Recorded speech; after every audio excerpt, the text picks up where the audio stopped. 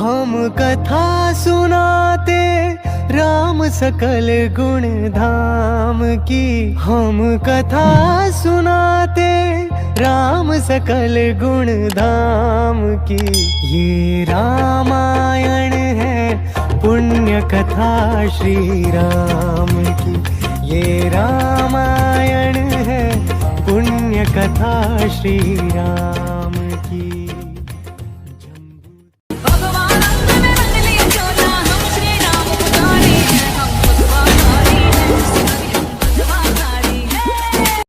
हमें सिर्फ वही पसंद होगा जो इस सनातन संस्कृति को बचाएगा, जो इस राष्ट्र को बचाएगा, जो 5000 साल पुराने इस भारत के इतिहास को दोबारा से लिखेगा, वही सत्ता पे बैठेगा। उसके लिए आपका जागृत होना जरूरी है। आपको कोई हथियार उठा के किसी का मर्डर नहीं करना है। आपकी वो संस्कृति नहीं है। सिर्फ इतना ही तो कहा है भाई कि सही जगह बटन दबाते रहिए। जितनी बार आप इस बटन को दबाएंगे। मंदिर क्यों जलाया गया? हमारे धर्म ग्रंथ नालंदा विश्वविद्यालय जलाया गया। बख्तियार खिलजी ने 6 महीने तक हमारा धर्म ग्रंथ जलते रहे। धर्मांतरण तो हमारा हुआ। आज दुनिया के अंदर कोई ये नहीं कह सकता कि मार मार के हिंदू बनाया। हम भी अगर चाहते, आचार्य चाणक्य और चंद्रगुप्त अगर चाहते और तलवार लेकर निकल जाते तो हम भी दुनिया को मार मार के हिंदू बना सकते थे। लेकिन हमारे पुरखों ने कभी ये नहीं कहा। आज तक यही कहते हैं कि मार मार के मुसलमान बनाया। अरे बाबरी के नाम की छाती पीटने वालों, बताओ बाबर से तुम्हारा क्या नाता है? क्या लगता है तुम्हारा बाबर? आओ नहीं तो हम बताते हैं। अरे पूछो तुम्हारे दादाजी से, पूछो तुम्हारे परदादा से। 5 पीढ़ी पहले, 7 पीढ़ी पहले अपने दादाजी के दादाजी का नाम रामलाल या शंकरलाल निकलेगा? पूछ लो हिंदुस्तान में किसी से भी। धर्मांतरण तो हमारा हुआ और उल्टे हमको कह रहे हिंदू सांप्रदायिक, हिंदू असहिष्णु, ये भगवान, ये आतंकवादी हो गया। अरे दुनिया के लोगों, जिस दिन हिंदू आतंकवादी हो गया ना, उस दिन भारत तो छोड़ो, दुनिया में हिंदू के अलावा कोई नहीं बचेगा। याद रख लेना, जिस दिन हम आतंकवादी हो जाएंगे। हमको आतंकवादी कह लो? अरे हम उस सत्य सनातन संस्कृति के लोग हैं। हमारी माताएं बेटी है, पहली रोटी जब माँ बनाती है तो खाने नहीं देती, कहती है पहली रोटी गाय माता की है। आखिरी रोटी भी खाने नहीं देती, कहती आखिरी रोटी कुत्ते की है। कटोरी में घी शक्कर आटा मिलाकर देती और कहती जाओ चींटियों को आटा डाल कर आओ। हम तो वे लोग हैं जो चींटियों को भी भूखा नहीं मरने देते हैं। अरे जब गर्मी आती है तो हम हिंदू हैं जो अपने घर के आंगन में पानी का कटोरा टांगते हैं कि कहीं पंछी भी प्यासा न मर जाए। हम हिंदू हैं जो सावन के महीने में पंछी को अनाज नहीं मिलता, हम अपनी छत पर अनाज डालते हैं। अरे हम ही तो हिंदू हैं। हम ही हिंदू हैं जो नाग पंचमी के दिन भी, और पंछी जो होता है ना, उसको भी मालूम है कि पानी का कटोरा हिंदू के आंगन में मिलेगा, अनाज का दाना हिंदू के छत पे मिलेगा। इसलिए पंछी भी हिंदू के छत पे आता है। उधर जाएगा तो कटपीट के सब्जी बन जाएगा, इसलिए उधर वो भी नहीं जाता है। नाग पंचमी के दिन जो सांप डस ले, उस सांप को भी हमारे पुरखों ने कहा कि इसको भी दूध पिलाओ। हमने सांप को भी दूध पिलाने वाली संस्कृति के लोग हैं।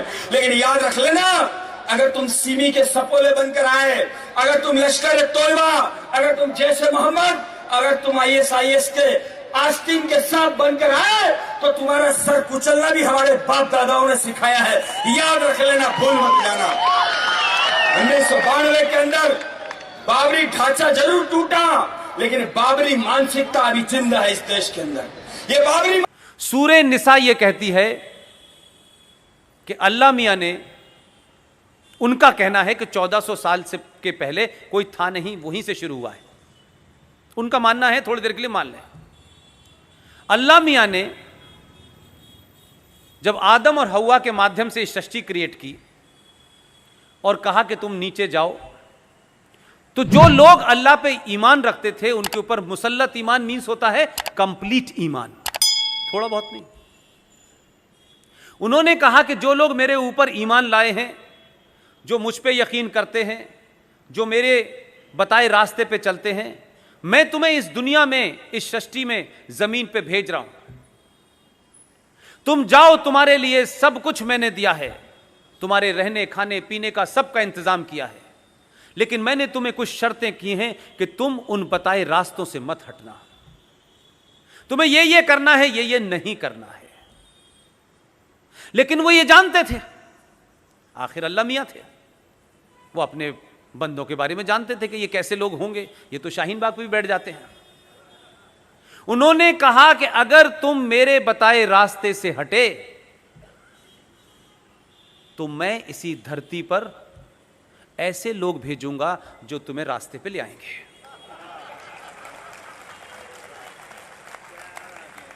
उस सूरे निसा में यह नहीं लिखा हुआ है कि मैं आरिफ भाई को भेजूंगा, रफीक भाई को भेजूंगा।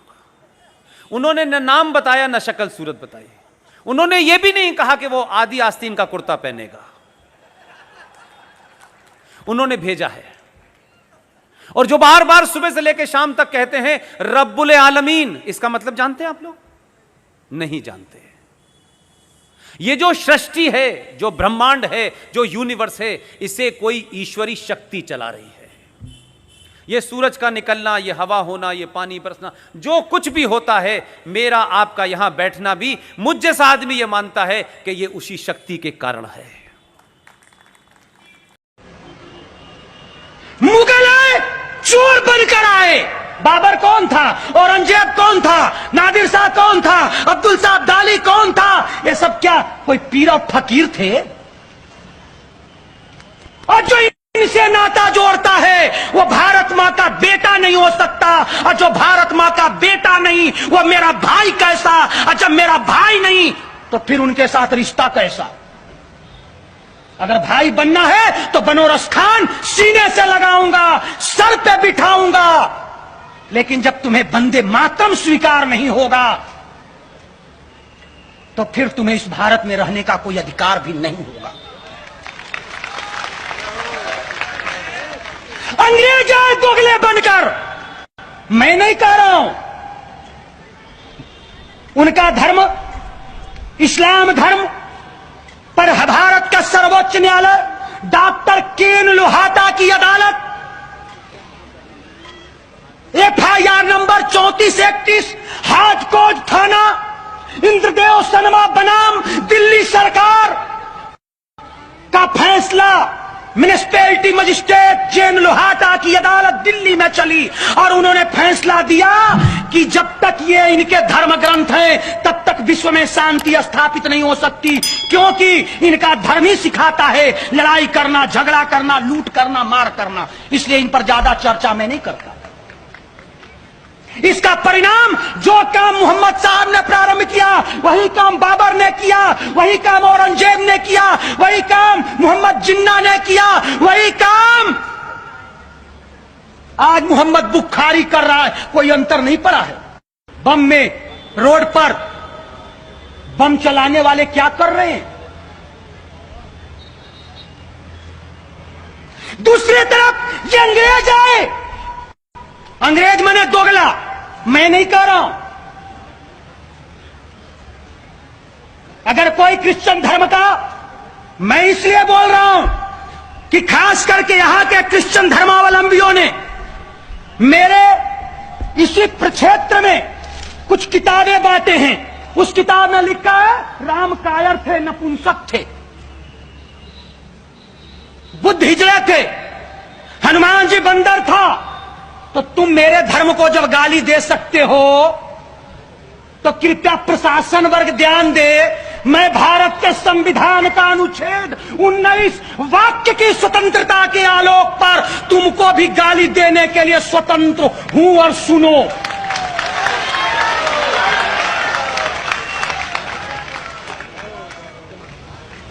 बाइबल में लिखा, लूत का प्रकरण कोई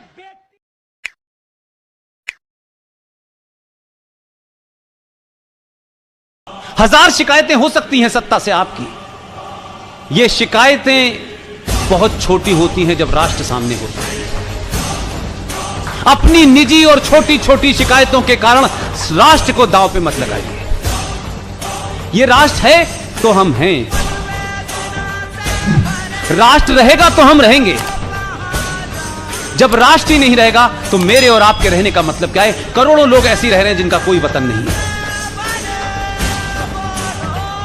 इसलिए जो आपने गलतियां की, जो आपसे भूलें हुई, किन्हीं कारणों से हुई, उन सबको थोड़ी देर के लिए ताक पर डाल दीजिए और अपने समाज में जो चले गए हैं उनका हाथ पकड़िए। सामाजिक तौर पर सिर्फ हाथ पकड़िए। वो हजारों साल से नहीं बदले, अभी भी नहीं बदलेंगे और आपके साथ खड़े हो जाएंगे।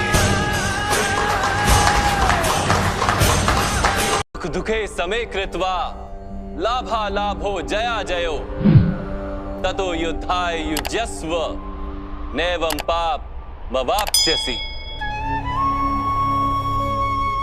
अर्थात